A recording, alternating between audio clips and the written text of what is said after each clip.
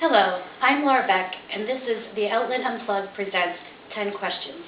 Tonight we have comedian Luke Guest with us, who will be performing at our October 25th show at Strange Brew Tavern. So Luke, thank you for being here tonight. How was the trip here? Not bad. It's a little rainy today, but it's alright. Now, I've been doing some research on you, and what I've learned so far is you are a Lehigh University student, as well as being a stand-up comic. You've done some work at the Improv Boston.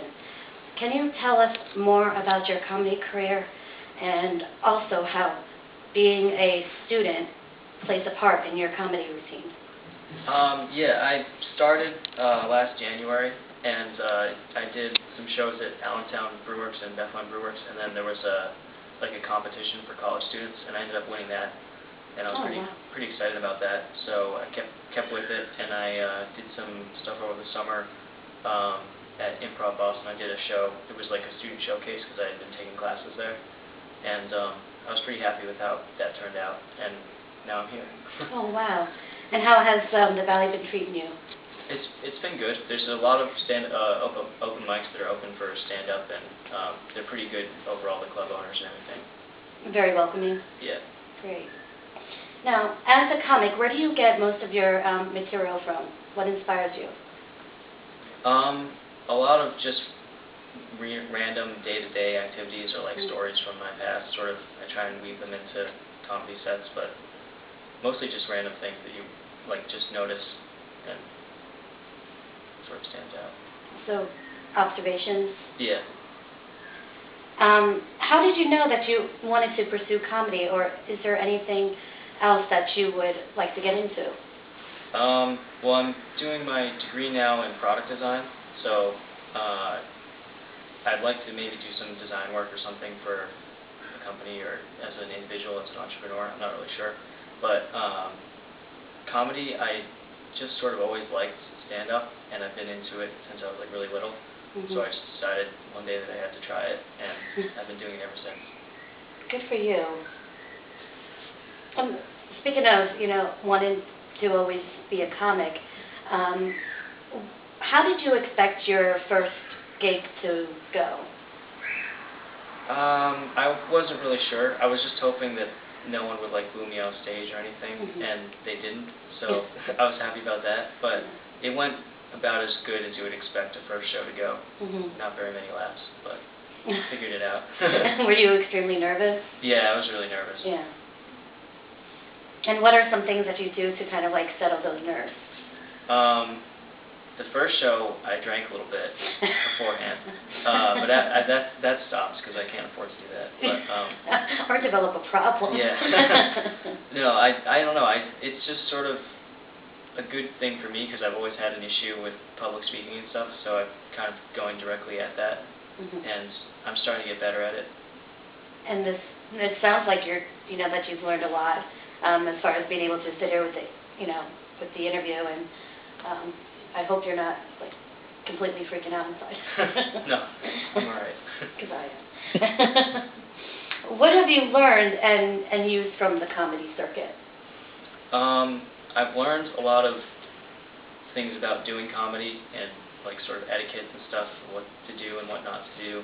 And there's been a lot of people who have been doing it for a while who sort of helped me out and pointed me in the right direction as to how to write and how to go about it and stuff. And what is the etiquette?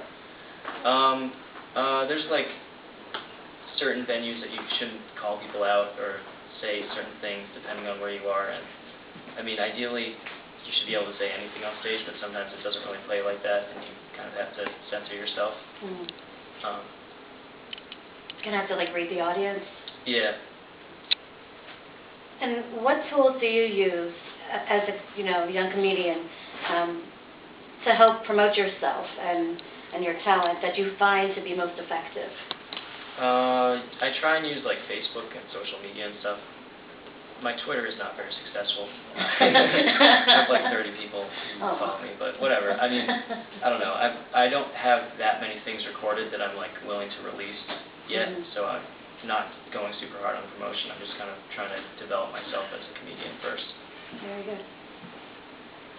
Who was the first person that ever told you that you were funny and encouraged you to pursue comedy? I mean, since I was pretty little, my parents have always said that I was a comedian because I was a little sassy when I was younger. They told I remember they said something like, "Oh, you should be a stand-up comedian. Like you're really funny." I was like, "No, I want to be a sit-down comedian because I can't stand." Something like that when I was 5. I've always been kind of sarcastic and stuff like that. So I guess my parents didn't really tell me directly to do comedy, but they supported me throughout the endeavor. It's fantastic to have that support. I can imagine being a stand-up comic. It's pretty hard, probably, to find work or gigs. Would you consider it like cutthroat?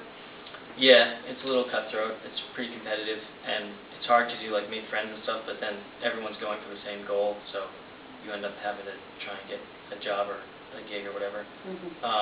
But a lot of people will still do it for free. Like a lot of people still want to get the time on stage anyway, even if they're not getting paid. So I don't know.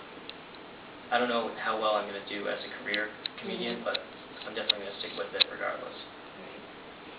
Well, which comedians, if any, do you try to model your own style after? Well, there's a lot of great comedians. I really like Louis and his whole like sort of do-it-yourself comedy thing where he's just like making his own show and doing stand-up like a new hour every year and stuff like that. He's definitely one of my inspirations for getting into it because I think he's one of the smarter comedians out there. But I mean, there's a whole host of other people that I find really funny and really great comedians. Great. And if there was a dream team like comedy show and you were a part of it, who would you want to see on the bill? Well, I'd really like to do a show with my friends from back home from high school because we sort of riff off each other pretty well. But I don't know, as far as like a famous comedian to be with. It could be dead or alive. Well then, I'd probably it'd be cool to do a show with Mitch Hedberg. I've heard a lot about him. He's not alive right now, but he was pretty cool. Yeah. George Carlin. Yeah. Do you have any upcoming shows or websites that people can check you out at? I just made a website, but I don't know if that's going to be the final one. I'm sort of working on it, so I don't know. Pretty much the outlet Unplugged is my next coming show. That's pretty big. And if you could characterize your style of comedy, how would you describe it? Kind of somewhat honest, I guess. I don't know. It's a little bit. I try not to get too inappropriate with my material, but it definitely. Sometimes I can't stop myself from cursing and doing some other stuff that's like not super appropriate. But I try not to be like blatantly offensive to any one person. I try and mostly make fun of myself. Well, don't beat yourself up too much.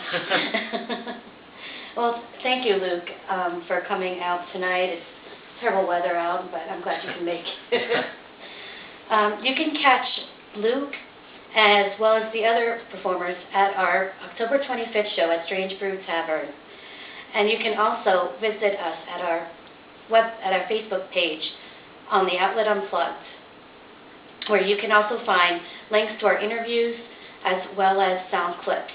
So please come and check us out, and as always, keep it loud and local.